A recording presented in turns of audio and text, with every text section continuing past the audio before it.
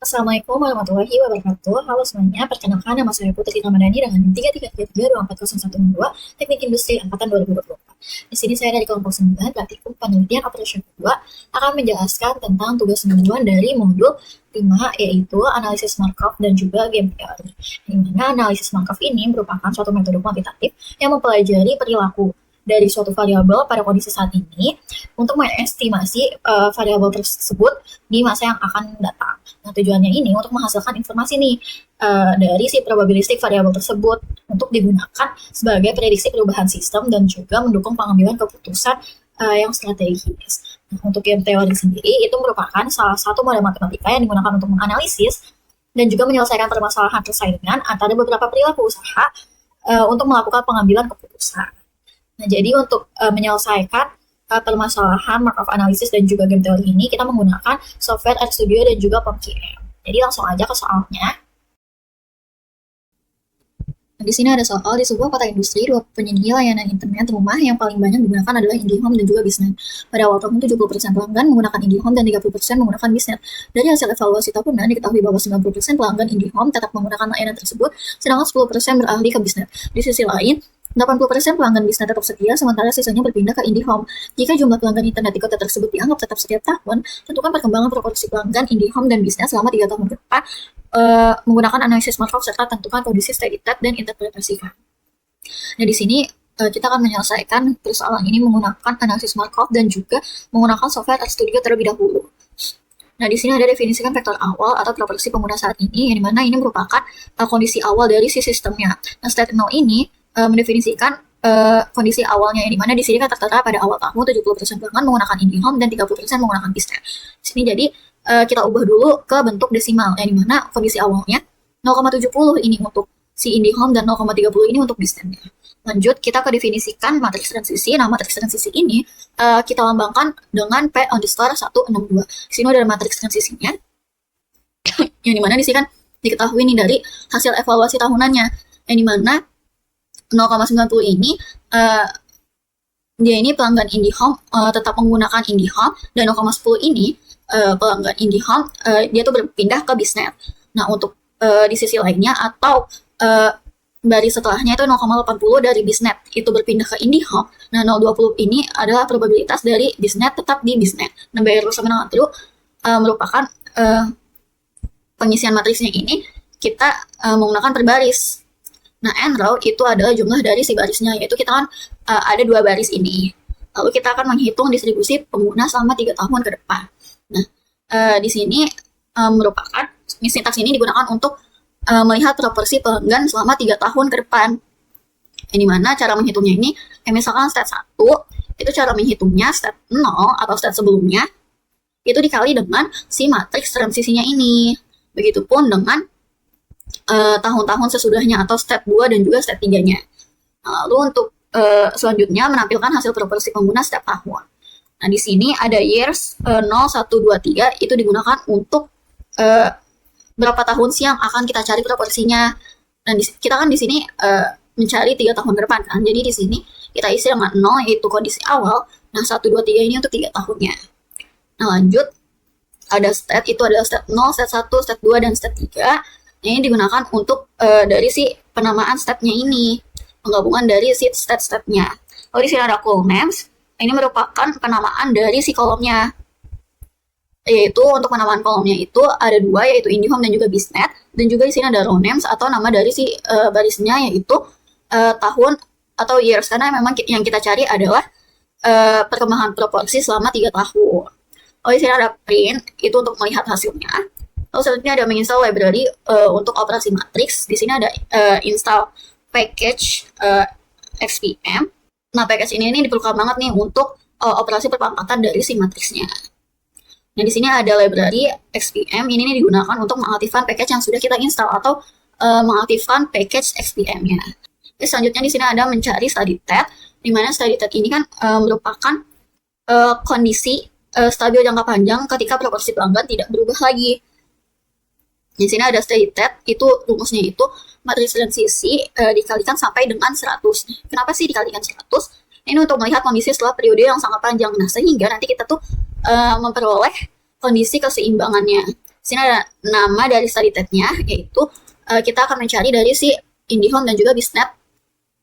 Dan juga di sini ada print, itu untuk melihat hasilnya. Sini bisa kita langsung run aja.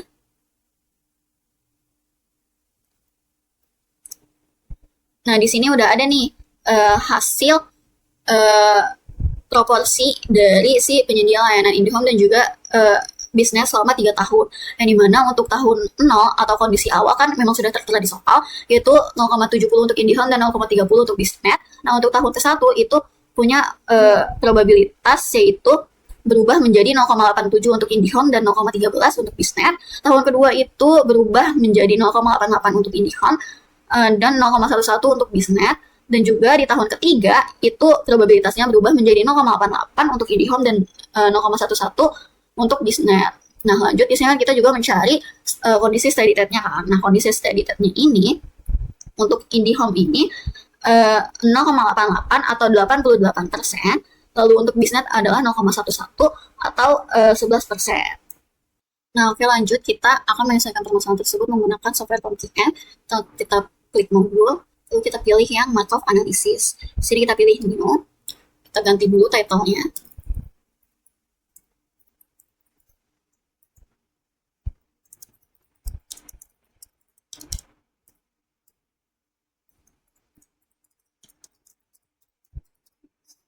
Number of step-nya itu kita pilih 2 karena memang kita yang kita analisis ada 2 layanan internet, yaitu IndiHome dan juga Bisnet. Nah, di sini number of transition-nya kita pilih yang 3 karena memang di soal yang kita cari adalah proporsi perkembangan pelanggan dari kedua layanan internet ini selama 3 tahun ke depan. Sini step-nya kita ubah aja, di sini ada IndiHome. Nah, step kedua ini ada Bisnet.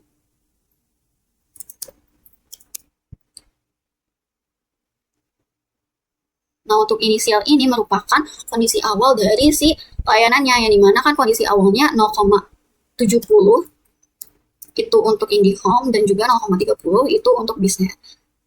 Nah, di sini untuk transisinya ini juga dijelaskan di soal, yang dimana dari IndiHome ke IndiHome itu adalah 0,90, sedangkan dari IndiHome ke Bisnet itu adalah 0,10. Ini untuk yang Bisnet ke IndiHome itu 0,80. Nah, dari Bisnet atau ke Bisnet itu adalah 0,20. Ini bisa kita langsung solve. Nah, di sini hasilnya itu sama dengan yang ada di RStudio, yang dimana steady state probabilitasnya itu 0,88 untuk IndiHome dan 0,11 untuk Bisnetnya. Nah, jadi di sini soal nomor 2, dalam industri layanan kesehatan digital yang berkembang pesat, Medicare Digital dan Sehatplus merupakan 2 penyedia layanan yang sedang menentukan strategi investasi teknologi untuk meningkatkan kualitas layanan dan keuntungan. Nah, kedua perusahaan memiliki 3 alternatif strategi, yaitu Artificial Intelligence Diagnosis atau AI untuk mempercepat dan meningkatkan akurasi diagnosis pasien, telemedicine platform atau TM untuk memperluas akses layanan kesehatan jarak jauh, serta hybrid health system atau HS yang mengombinasikan AI dan juga telemedicine untuk efisiensi dan fleksibilitas maksimal.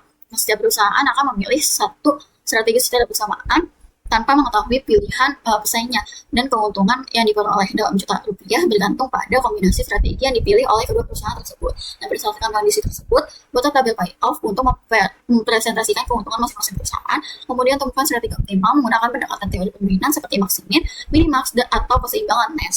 Nah, jadi di sini udah ada data-datanya, yang dimana kalau misalkan si Medicare dan juga Sehatplus ini sama-sama memilih strategi AI, maka mereka keduanya memiliki keuntungan 50. Nah, kalau misalkan si Medicare dan juga Sehatplus sama-sama memilih TM, dia akan memiliki keuntungan 45 dan juga lainnya. Oke, jadi untuk menyelesaikan permasalahan game teori ini, kita akan menyelesaikannya menggunakan software RStudio terlebih dahulu. Di sini udah ada install package dari LPsoft dan juga Matlab. Ini digunakan untuk menginstal package yang membantu menyelesaikan si permasalahan game teori ini. Jadi di sini ada membuka library, dia dari library LPsoft dan juga Matlab. Ini digunakan untuk memanggil library agar bisa digunakan di RStudio-nya. Jadi di sini ada membuat matriks payoff-nya. Di sini udah ada nih matriksnya. Dan di mana untuk baris ini, ini yang baris, dia tuh strategi dari Medicare yang ini, yang untuk per barisnya. Dan juga kalau misalkan CH plus itu dilihat dari si kolomnya. Di sini kita juga ada 3 strategi kan, dari EI, TM, dan juga HS. Nah, di sini kita lanjut ada konsep maksimin dan juga konsep minimax. Nah, konsep maksimin ini digunakan untuk memilih strategi yang paling aman. Tujuannya untuk memaksimalkan keuntungan minimum. Nah, di sini ada raw min, apply payoff matrix 1 min, itu yang artinya payoff matrix ini merupakan data matriksnya. Nah, 1 itu merupakan operasi dilakukannya per baris, dan juga min ini untuk mencari nilai dari minimumnya. Nah, lalu ada di sini maksimin, max, raw min, yang artinya ini digunakan untuk mencari nilai terbesar dari hasil minimum dari tiap barisnya. Di sini lanjut ada konsep dari minimax, di mana minimax ini untuk meminimalkan keuntungan dari si lawannya. Nah, di sini ada cool max, apply payoff matrix 2 max, yang artinya 2 payoff matrix ini merupakan yang tadi data dari matriksnya, lalu untuk 2 ini merupakan operasi dilakukan per kolom, dan max ini untuk mencari nilai terbesarnya. Lalu di sini ada minimax, min, cool max, yang artinya ini digunakan untuk mencari nilai terkecil dari hasil maksimum dari tiap kolomnya. Lalu di sini ada mencari saddle point. Ini digunakan untuk mengecek apakah permainan memiliki saddle point atau tidak. Nah, di sini ada if maximin sama dengan minimax, itu artinya kedua permainan saddle point terjadi jika maximin ini sama dengan si minimax, yang artinya kedua pemain ini memiliki strategi optimal yang sama atau permainan memiliki solusi strategi murni. Nah, di sini kalau misalkan else, itu kalau misalkan salah, atau maksimin tidak sama dengan minimax, itu artinya keduanya ini tidak memiliki saddle point. Jadi ini kita langsung aja di run.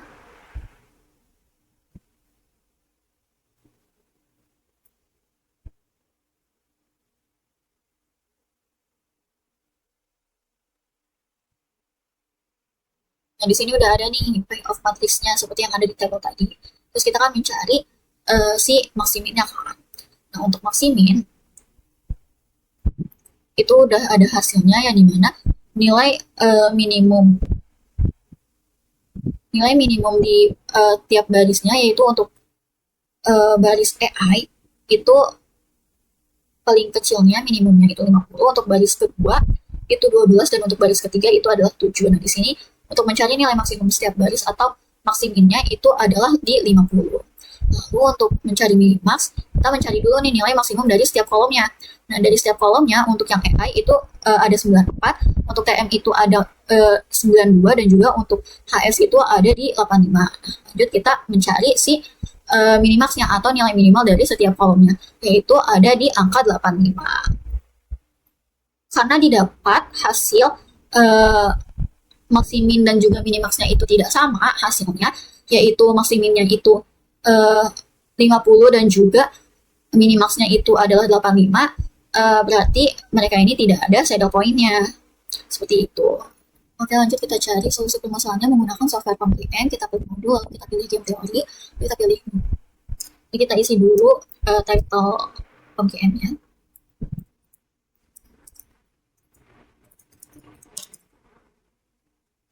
Nah, number of row strategi itu kita pilih 3, dan juga number of column strategi itu kita pilih 3, karena kan memang dari kedua layanan kesehatan ini memiliki 3 strategi yang sama, yaitu EI, ATM, dan juga HS. Oke. Kita isi aja nih di sini, kita ganti strategi. Oke, kita kasih EI, bawahnya itu TM, dan juga ini HS. Sama juga untuk kolomnya EI, ini TM, dan ini HS. Untuk isi dari tabelnya kita lihat seperti yang di soal.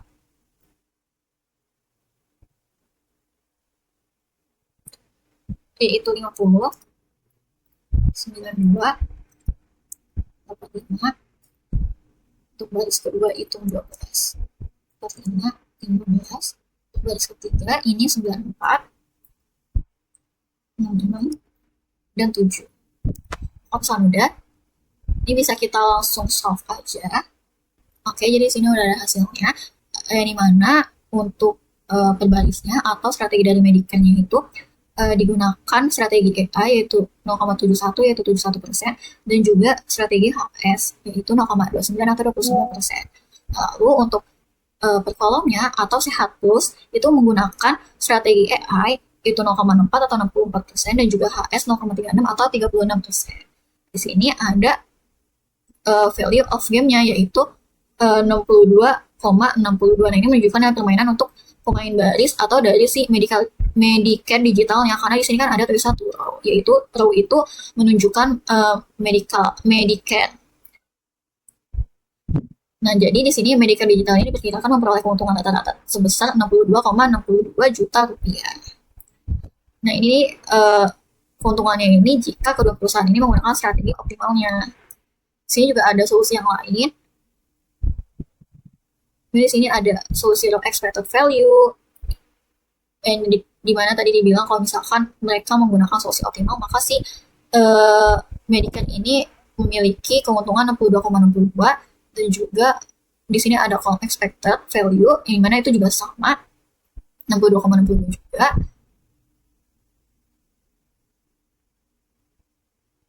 Lalu di sini ada maximin dan juga minimaxnya. Ini sama seperti yang ada di RStudio, di mana untuk maximinnya itu 50 dan untuk minimaxnya itu 85. Di sini juga ada result in list formnya. Oke, mungkin cukup sekian tugas mingguan dari saya. Kurang lebihnya mohon maaf. Assalamualaikum warahmatullahi wabarakatuh.